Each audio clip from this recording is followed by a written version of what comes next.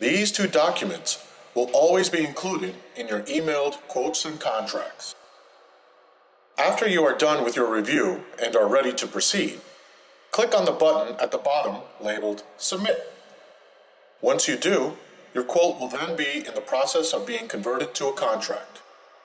After the process has been completed, your quote will be emailed to the client. That email will look like this. When the client clicks on the orange button labeled Click Here, they will then see that same quote they received previously, but will now be able to e-sign it.